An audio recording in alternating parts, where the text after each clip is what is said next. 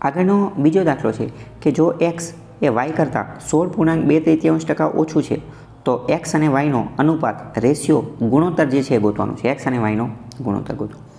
પહેલાં વાત કરીએ 16.2 તો 16.2 એટલે કેટલા થાય તો કે 1/6 1/6 થાય. તો એક્સ એ વાય કરતાં 16.2 ઓછું છે. તો ઓછું કોણ છે પહેલાં તો સમજો. આપણે હવે ધારવાનું છે કોને, આપણે કંઈક ધારવું પડશે. તો શું ધારીએ, એક્સ ધારીએ કે વાય ધારીએ કે એ બી સી ડી. આપણે એવું કંઈ ધારતા નથી. આપણે હંમેશા શું ધારી લઈશું, આપણે 6 છેદને જ ધારી લઈશું. ધારો કે 6, આપણે હંમેશા શું ધારવાનું, એક્સ વાય નહીં ધારવાનું, પણ છેદ જે છે એને જ ધારવાનું. તો 6 ધારી લીધા. હવે 6 શું હશે, કાં તો એક્સ હશે અને કાં તો વાય હશે, કાં તો એક્સ હશે અને કાં તો વાય હશે. તો 6 એક્સને ધારવાનો, વાયને ધારવાનો, તો એ રકમના આધારે ખબર પડે. જેની ટકાવારી પૂછી હોય એ ધારવાનું, જેની ટકાવારી આપી હોય એ ધારવાનું. તો શું કીધેલું છે કે એક્સ એ વાય કરતાં 16.2 ઓછું છે.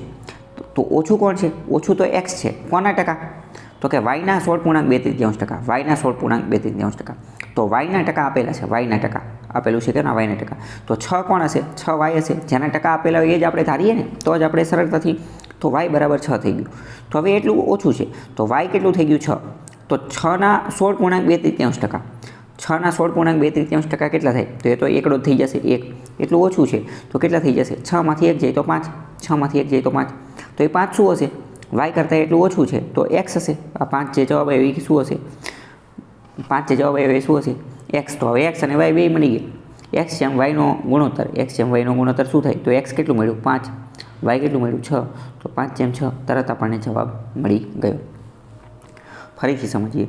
16.2 ઓછું છે તો 16.2 એટલે 1/6 ઓછું છે તો ડાયરેક્ટ ખબર પડી જાય. 6માંથી કેટલું બની જાય, 5. 6માંથી કેટલું બની જાય, 5. કોણ ઓછું છે, આમે જોઈને ખબર પડી જાય કે કોણ ઓછું છે અને કોણ વધારે છે, બરાબર.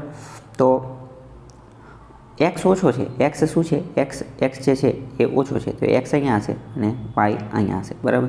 તો 5/6 જે છે એ જવાબ આવશે.